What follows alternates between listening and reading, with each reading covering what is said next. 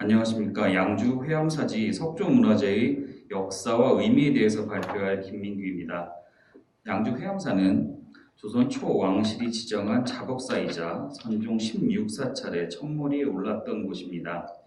그래서 조선 왕실은 개국 초부터 16세기까지 회암사에 다양한 불사를 베풀었고, 이는 회암사지의 다양한 석조문화재를 통해 알 수 있습니다. 이 작품들은 직간접적으로 조선 왕실에서 제작했기 때문에 왕릉, 궁궐 등의 석조물과 양식적 영향관계에 있습니다. 본 발표에서는 양주 회암사지의 승탑과 탑비, 소맷돌, 석가사리탑을 살펴보고 건립 시기와 의미를 추정해 보도록 하겠습니다. 회암사의 창건은 명확하지 않으나 고려 12세기로 추정하고 있으며, 고려 말에 지공과 나홍의 탑과 탑비가 건립되었습니다. 나홍의 법맥을 계승한 무학대사의 탑과 탑비가 건립되어 회암사는 지공, 나홍, 무학으로 이루어지는 삼화상의 성지가 되기도 했습니다.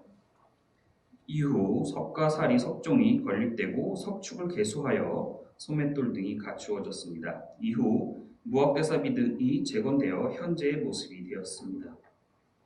다음으로 조선시대 회암사 석조문화재의 역사와 의의를 무학대사 탑, 정륜대와 소맷돌, 석가사리탑의 순서로 살펴보도록 하겠습니다.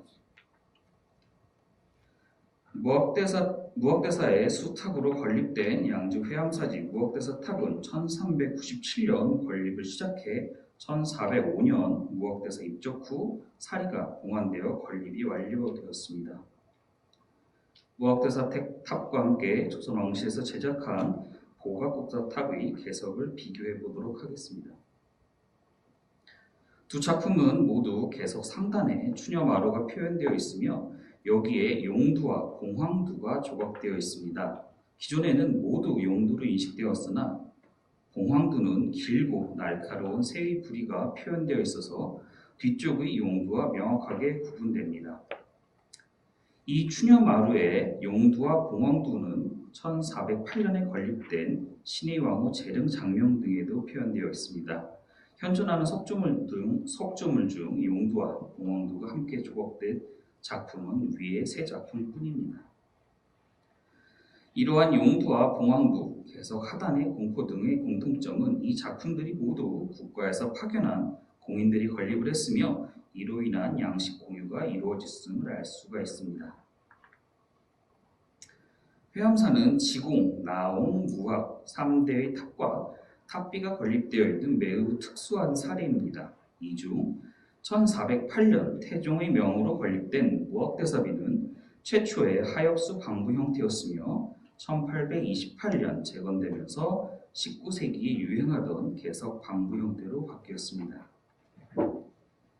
무학대사 원비는 현재 비신이 없으며 연잎을 뒤집어 놓은 형태의 개석과 방부가 남아 있습니다.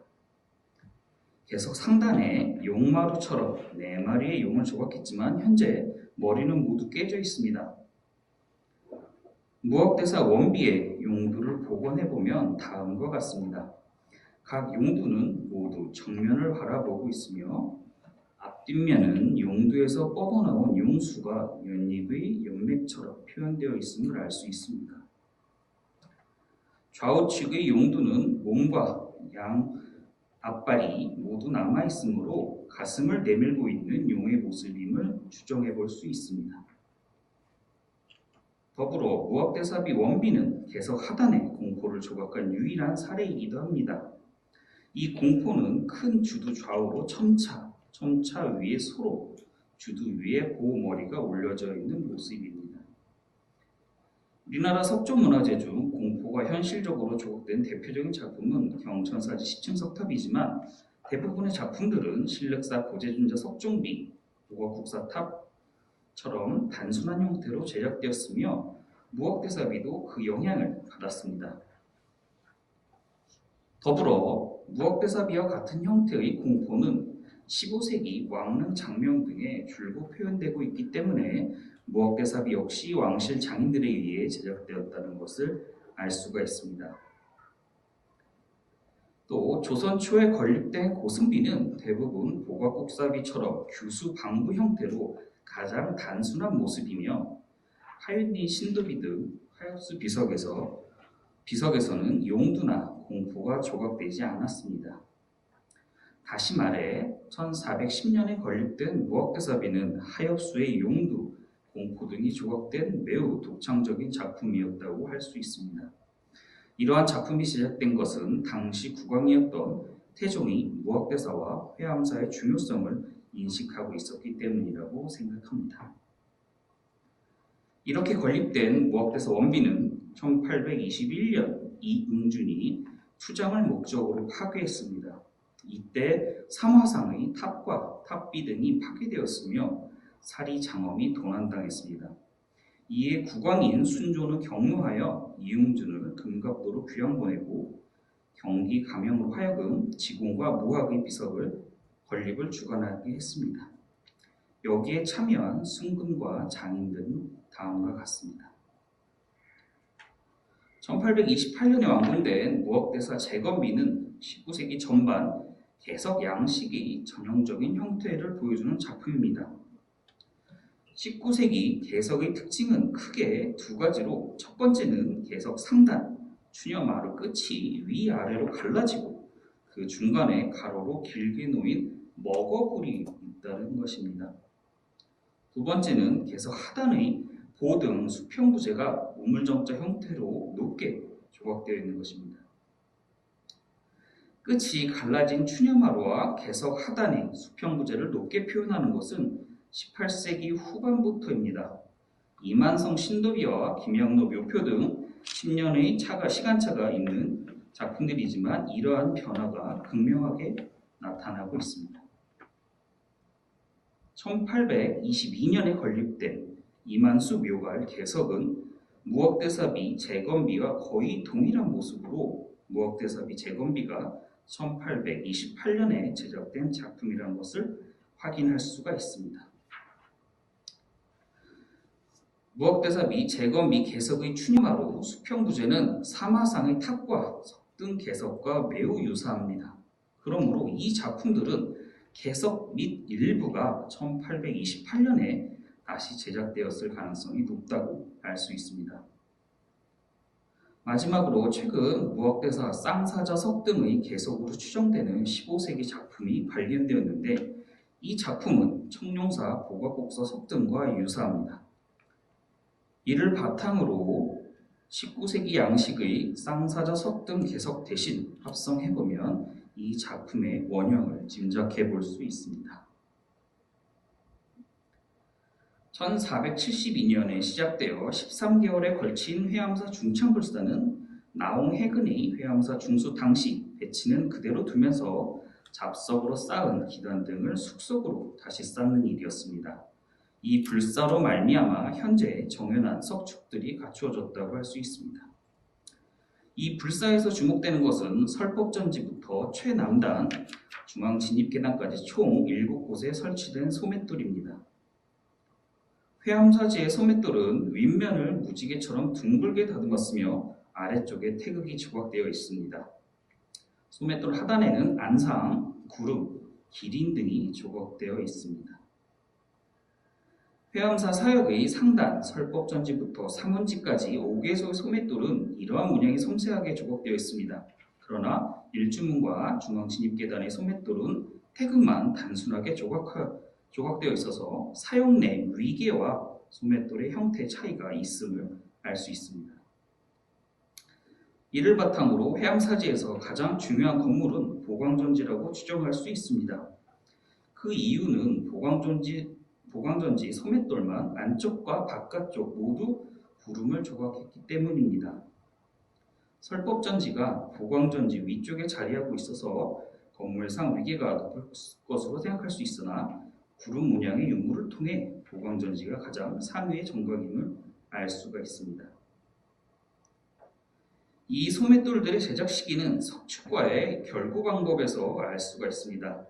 소맷돌 뒷부분은 축대에 홈을 파고 끼워 넣었으며 소맷돌 하단에 촉을 만들어 지대석에 결구했습니다.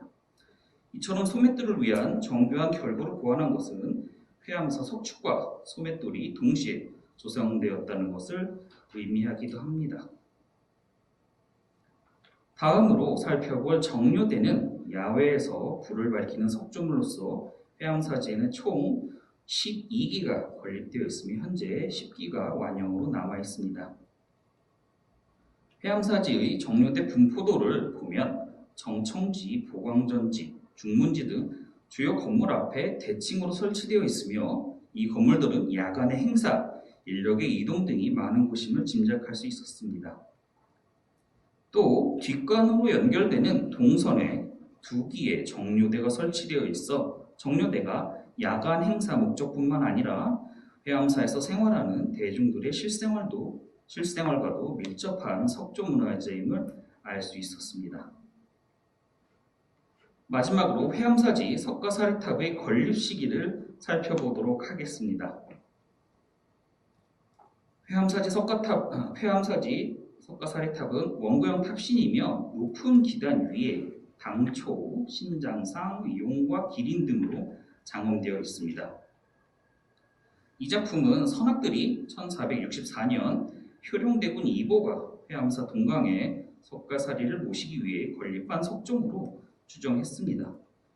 본 발표에서는 이 작품이 1464년에 초건되었으며 16세기 후반 중건되었다라는 가정하에 이를 검증해 보도록 하겠습니다. 석가사리탑의 상층 기단 면석 8면에는 신장상이 조각되어 있습니다. 이 신장상은 이목구비가 명확하며 몸에 걸치고 있는 천인은 물론 팔과 다리의 근육도 잘 표현되어 있습니다. 그러나 양감이 부족하여 평면적인 모습으로 조각상보다는 선각에 가깝습니다. 대신 신장상 주변을 매우 깊고 평평하게 조각해 신장상이 도드라지게 하는 방법이 사용되었습니다.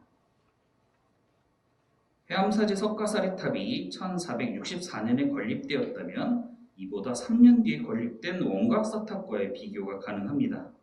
그러나 두 작품은 신장상의 양감과 조각 방식에서 매우 큰 차이를 보입니다.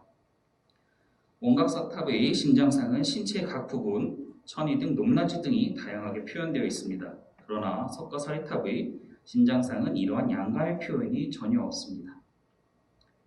또 석가사리탑 신장상 외곽은 수직으로 조각하고 주변을 깊고 평평하게 깎아냈는데 원각사탑에서는 이러한 조각 방법이 나타나지 않고 있습니다. 해암사지 석가사리탑은 신장상뿐만 아니라 당초나 기린 등의 외곽도 신장상과 동일한 방식으로 조각되어 있습니다. 이처럼 안상 등의 문양을 수직으로 깊게 조각하는 것은 16세기의 특징입니다. 문종 현릉 장명등과 인종 효릉 장명등 안상을 비교해보면 그 차이를 확인할 수가 있습니다. 또 신광한 묘갈에 조각되는 용이나 서기는 평면적이지만 외곽선을 수직으로 깎는 점, 문종왕후 태릉, 병풍석의 평면적인 12지신상, 구름 표현 등이 16세기 석조물에 있어서 해암사지 석가사리탑이 유사하다고 할 수 있습니다. 다음으로 해암사지 석가사리탑의 개석과 왕릉 장명 등을 비교해보고자 합니다. 세종 영릉과 중종 정릉 장명 등을 비교하면 개석의 전체 형태와 기울기 모두 정릉 장명 등이 석가사리탑과 유사합니다. 영릉 장명 등은 추녀마루가 중간이 단절되어 있는데 이것은 용두가 조각되어 있기 때문입니다. 이와 다르게 석가사리탑이나 정릉 장명 등은 모두 용두가 없어서 추녀마루가 단절되지 않았습니다. 조선 전기 왕릉 장명 등은 옥개석의 형태가 시기별로 명확하게 나뉩니다. 세종 영릉처럼 용두가 있으며 지붕의 기울기가 완만한 작품은 15세기에 제작되었으며 중종 정릉처럼 용두가 없고 기울기가 급한 작품들은 16세기에 집중 제작되었습니다. 이러한 왕릉 장명 등 흐름 속에서 석가사리탑의 개석은 15세기보다는 16세기에 더 가깝다는 것을 알 수가 있습니다. 마지막으로 석가사리탑 개석 하단의 형태도 살펴보도록 하겠습니다. 15세기 장명등 옥계석에서 표현된 추녀와 사례는 16세기에 비해 상대적으로 폭이 좁으며 도드라져 있습니다. 또 15세기에는 사례가 매우 짧고 추녀가 긴 형태이지만 16세기에는 추녀와 사례의 길이가 거의 같게 변화합니다. 이처럼 추녀와 사례의 폭, 길이의 변화로 보더라도 회암사지 석가사리탑은 15세기가 아닌 16세기 왕릉 장명등과 유사하다는 것을 알 수가 있습니다. 이처럼 양조 회암사 석가사리탑의 문양을 조각하는 방식, 개석의 형태를 보건대 16세기 양식이 짙은 작품이라고 할 수가 있습니다. 그러므로 1464년에 효령대군이 발원해 석가사리 석종이 건립되었다가 16세기 후반 왕실에 의해서 현재와 같은 모습으로 중건되었으리라 짐작할 수가 있습니다. 이 석가사리탑이 중건된 시기는 1563년부터 65년까지 진행된 회암사 중창불사로 추정합니다. 이 중창불사는 1563년 명종의 유일한 아들 순회세자가 사망한 뒤 시작되었으며 2년 만에 회양했습니다. 이 중창불사는 순회세자의 갑작스러운 죽음으로 명종의 후사가 끊기게 되면서 새로운 후사의 탄생과 왕실의 안녕을 바라기 위한 것이었습니다. 그래서 문정왕후는 불화 400점을 그리게 하여 전국에 보시하고 국왕의 장수와 부귀, 단함을 기원했습니다. 아마도 이 불사의 일환으로 석가사리탑을 중건한 것이라고 생각을 합니다. 또 회암사지 석가사리탑이 1464년에 건립되었을 때 규모와 형태는 현재로서 짐작할 수 없지만 효령대군이 발원한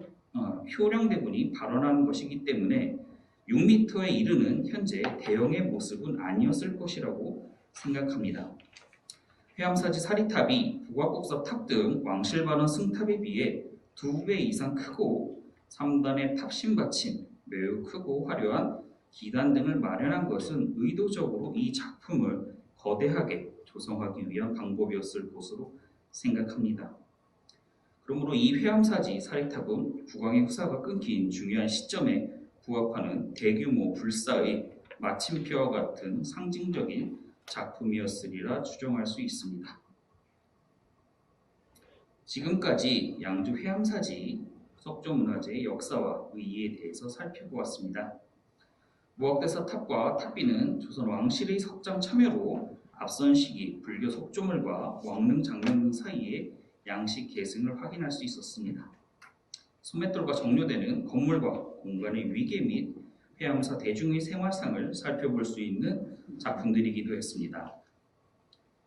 회암사지 석가사리탑은 기존 연구에서 1464년으로 건립연대를 추정했으나 조선시대 능면 속물과 비교한 결과 16세기에 중건된 것으로 추정했습니다. 아마도 명종의 후사 탄생을 바라는 1565년 중창의 주요 불사였다고 생각을 합니다. 마지막으로 1828년 재건된 무학대사비 개석의 양식을 통해 사마상 탑과 석등이 대체로 19세기에 재건되었다는 것도 확인했습니다. 이처럼 양주 회암사지 석조문화재는 회암사의 역사와 삶의 모습을 담고 있으며 회암사와 사마상이 조선시대에 어떠한 영향을 미쳤는지 알 수 있었습니다. 마지막으로 그동안 연구자들의 관심이 적었던 조선시대 석조 미술의 아름다움과 가치를 말씀드릴 기회가 되어 기쁘며 많은 연구가 이루어지길 바라겠습니다. 이것으로 준비한 발표는 모두 마치겠습니다. 감사합니다.